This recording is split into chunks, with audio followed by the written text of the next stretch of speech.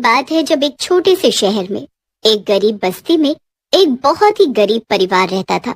उस परिवार में जगन, उसकी पत्नी सुशीला और उनके 2 बच्चे पिंकी और छोटू रहते थे। जगन एक दुकान पर साफ सफाई का काम करता था और उसी से अपने घर का खर्च चला रहा था। जगन बड़ा ही कमजोर था और ठीक से काम नहीं कर पाता था, इसलिए एक दिन उसका मालिक उसे काम से निकाल देता है। जगन बड़ा उदास हो जाता है और उदास होकर घर वापस आ जाता है। उसे ऐसे देख उसकी बीवी उससे पूछती है, क्या हुआ जी, आज जल्दी कैसे आ गए? बड़े परेशान दिख रहे हो, तबीयत तो ठीक है ना? हाँ, तबीयत तो ठीक है, बस मालिक ने काम से निकाल दिया। क्या? काम से निकाल दिया? पर क्यों? ऐसे कैसे निकाल दिया? मैं इतना कमजोर हूँ कि ठीक से काम नहीं कर पा रहा था, तो बस मुझे काम से निकाल दिया। अब हम क्या करेंगे? पहले ही इतने बुरे दिन चल रहे थे और अब ये सब। कोई नहीं, मैं कल जाकर नया काम ढूंढता हूँ। अगले दिन जगन काम ढूंढने के लिए निकल पड़ता है। वो एक एक दुकान पर जाकर काम मांगता है, पर उसे कहीं काम नहीं मिलता। जगन बड़ा परेशान हो जाता है कि आखिर अब वो अपने घर का खर्चा कैसे चलाएगा। वो शाम को थक हार कर वापस घर लौट आता है। अब घर आकर उसकी पत्नी उससे फिर से पूछती है कि उसे कोई काम मिला। जब जगन उसे बताता है कि उसे कहीं कोई काम नहीं मिला, तो वो भी बड़ी परेशान हो जाती है। दोनों आपस में बात कर ही रहे होते हैं कि तभी सुशीला उसे बताती है कि पड़ोस के राजू का एक्सीडेंट हो गया है। दोनों उसी वक्त राजू के घर उसे देखने जाते हैं। अरे, ये एक्सीडेंट कैसे हो गया? अरे, मैं रिक्शा चला रहा था तो बस सामने से एक बाइक वाले ने टक्कर मार दी। मैं सीधा खंबे में जाकर टकराया और वहीं गिर पड़ा। पैर में फ्रैक्चर आया है और डॉक्टर ने बोला है 6 महीने तक आराम करो। ओह, ये तो बहुत बुरा हुआ। अब तुम क्या करोगे? अरे, मैं अकेला रहने वाला आदमी, मैं अपने गांव चला जाऊंगा। वहाँ अपनी जमीन है और सब हिसाब किताब बढ़िया है। अब मैं यहाँ वापस नहीं आऊंगा। अच्छा, तो ये तो अच्छी बात है। तुम वहाँ अपना ध्यान रखना। हाँ बिल्कुल। पर तुम एक बात बताओ, तुम्हें तुम्हारे मालिक ने नौकरी से निकाल दिया। मुझे भाभी बता रही थी सुबह। हाँ भाई, क्या करूं समझ नहीं आ रहा। बहुत काम ढूंढा पर कहीं मिल ही नहीं रहा। तो एक काम करो ना भाई, मैं तो यहाँ से जा ही रहा हूँ, तो तुम मेरा रिक्शा रख लो।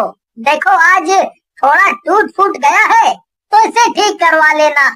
मेरे तो किसी काम का नहीं है।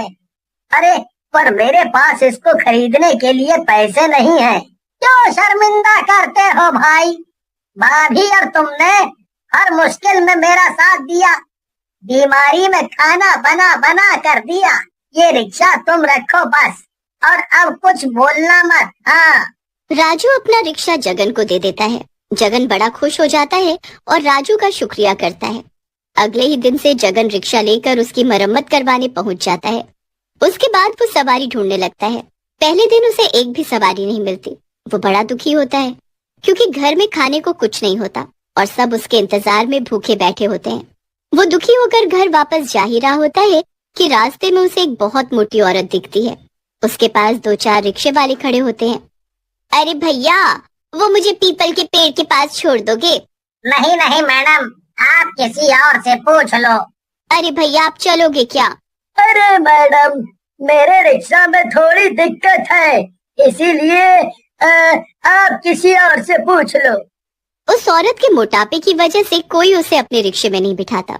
सब उसका पीछे से मजाक उड़ाने लगते हैं और उस पर हंसने लगते हैं। आखिर में वो हार कर पैदल ही चलने लगती है। उससे चला नहीं जा रहा होता और ये देखकर जगन को उस पर तरस आ जाता है। वो रिक्शा ले जाकर उस औरत के पास रोकता है और बोलता है, अरे मैडम, आपको कहीं जाना है क्या? हाँ, जाना तो था, पर कोई मेरे मोटापे को देखकर मुझे ले जाने को तैयार ही नहीं है। ऊपर से मेरा मजाक अलग उड़ा रहे हैं। अरे मैडम, ये लोगों को अकल नहीं है। आप लोगों से ही तो हमारा घर चलता है। आप बैठिए मेरे रिक्शा में, मैं आपको छोड़ देता हूँ। तुम बड़े ही भले आदमी हो, मुझे पीपल के पेड़ के पास छोड़ दो बस। जगन रिक्शा संभालता है और मन ही मन सोच रहा होता है कि वो कैसे आखिर उस औरत को लेकर जाएगा। मोटी औरत जगन के रिक्शे में बैठ जाती है, पर जगन का रिक्शा अब जरा भी भारी नहीं लग रहा होता। वो उस मोटी औरत की तरफ देखता है और सोचता है कि आखिर उसके बैठने पर रिक्शे का वजन जरा भी क्यों नहीं बढ़ा। जगन रिक्शे को चलाना शुरू कर देता है। पीछे बैठी मोटी औरत रास्ते में अचानक मोटी चुड़ैल में बदल जाती है। जगन बड़ा ही हैरान होता है। उसे लगता है कि उसके रिक्शे में कोई बैठा ही नहीं है। अरे मैडम, आप रिक्शे में बैठी हो या उतर गई? मैं तो रिक्शे में ही बैठी हूँ। क्यों, क्या हुआ? तुम ऐसे क्यों पूछ रहे हो? नहीं, कुछ नहीं, बस ऐसे ही पूछा। अच्छा, तुम्हारा घर कहाँ है? रिक्शा कब से चला रहे हो?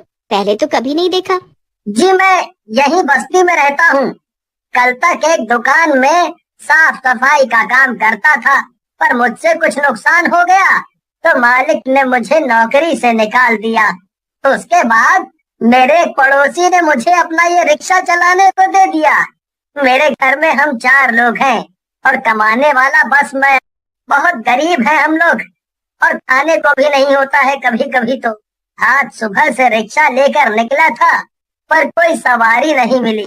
शुक्र है जो आप मिल गई। कम से कम घर कुछ पैसे तो लेकर जाऊंगा। अरे, तुम्हारी जिंदगी में तो बड़े दुख हैं। तभी मैं सोचूं कि आखिर मैं इतनी मोटी हूँ, फिर भी तुमने मुझे कैसे बिठा लिया।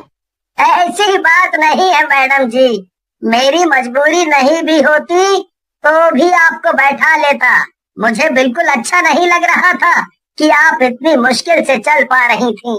पूरे रास्ते जगन और मोटी चुड़ैल आपस में बातें करते रहते हैं और जगन को जरा भी शक नहीं होता कि उसके रिक्शे में जो बैठी है वो कोई मोटी औरत नहीं बल्कि एक मोटी चुड़ैल है। जगन पीपल के पेड़ के पास जाकर रिक्शा रोक देता है। वो जैसे ही पीछे मुड़ता है, उसके मुड़ने से पहले ही मोटी चुड़ैल वापस मोटी औरत में बदल जाती है। ये लीजिए मैडम, आपकी जगह आ गई। पर यहाँ तो कोई भी घर नहीं है। यहाँ आपको कहाँ जाना है? अरे, तुम वो चिंता मत करो और अपने पैसे लेकर घर जाओ। अरे मैडम, आप इतने ज्यादा पैसे क्यों दे रहे हो? इतने पैसे नहीं बनते हैं आपके। अरे, मुझे तुमने बैठाया वो कम है क्या? ये तुम रखो। और हाँ, मैं तुमको रोज इसी वक्त उसी जगह मिलूंगी, तो तुम मुझे यहाँ तक रोज छोड़ दिया करना। जगन उस औरत का शुक्रिया करके अपना रिक्शा लेकर निकल जाता है। उसके जाते ही मोटी औरत वापस मोटी चुड़ैल में बदल जाती है। वो पीपल का पेड़ ही उस मोटी चुड़ैल का घर होता है। इधर जगन ढेर सारा राशन लेकर घर पहुंचता है। इतना राशन देख उसकी बीवी हैरान रह जाती है। अरे बाप रे, इतना राशन आप कहाँ से और कैसे ले आए? अरे बाबा, आप क्या क्या लेकर आए हो? अरे बच्चों, मैं बहुत कुछ लाया हूँ और तुम दोनों के लिए खूब सारी चीज भी। जल्दी दो ना बाबा, क्या क्या लाए हो दिखाओ ना। अरे अरे, सब्र करो और मुझे बाबा से बात करने दो। अजी, ये बताओ आप इतना राशन कैसे ले आए? अरे बस पूछो मत, आज पूरा दिन एक सवारी नहीं मिली मुझे। पर जब दुखी होकर मैं घर वापस आ रहा था तो देखा एक बहुत मोटी औरत रिक्शा ढूंढ रही थी। कोई भी उसको देखकर रिक्शे में बैठाने को तैयार ही नहीं था। बेचारी से चला भी नहीं जा रहा था। मुझसे तो उसकी ये हालत देखी नहीं जा रही थी, तो मैंने उसे अपने रिक्शा में बैठा लिया। पहले तो मैं डरा हुआ था कि आखिर मैं रिक्शा चलाऊंगा कैसे, क्योंकि मैं तो पहले ही इतना कमजोर सा हूँ। पर अजीब बात ये हुई कि उसके बैठने से रिक्शे में कोई वजन ही नहीं पड़ा। अरे, ऐसा कैसे हो सकता है? पता नहीं, मुझे समझ ही नहीं आया। और वो औरत पीपल के पेड़ के पास उतर गई। वहाँ तो कोई घर भी नहीं है। और हाँ, जाते जाते वो मुझे इतने सारे पैसे दे गई। बोल रही थी कि रोज मुझे वो उसी जगह मिलेगी और रोज उसी पीपल के पेड़ के पास छोड़ना है। क्या बोलूं, समझ ही नहीं आ रहा। बड़ी अजीब औरत है, पर जो भी है, बड़ी भली औरत थी। अब अगले दिन जगन फिर से रिक्शा लेकर निकल पड़ता है कि तभी उसे फिर से वो मोटी औरत दिख जाती है। अरे रुको, ये तो कल वाली औरत है। जगन उस मोटी औरत को देखकर रिक्शा रोक लेता है। मैं कब से रिक्शा ढूंढ रही थी। अच्छा हुआ तुम मिल गए। चलो, अब जल्दी से मुझे उसी पीपल के पेड़ के पास छोड़ दो। मोटी औरत जगन के रिक्शे में चढ़कर बैठ जाती है। इस बार भी जगन को रिक्शा बिल्कुल हल्का महसूस होता है। जगन रिक्शा चलाता रहता है और वो मोटी औरत पीछे बैठे हुए कब मोटी चुड़ैल में बदल जाती है उसे पता भी नहीं चलता। पूरे रास्ते वो जगन से बातें करते हुए अपने पीपल के पेड़ के पास पहुंच जाती है। और उतरने से पहले अपना भेष बदल लेती है। जाते जाते वो फिर जगन को ढेर सारे पैसे देती है। अब रोज जगन के साथ ऐसा ही होने लगता है।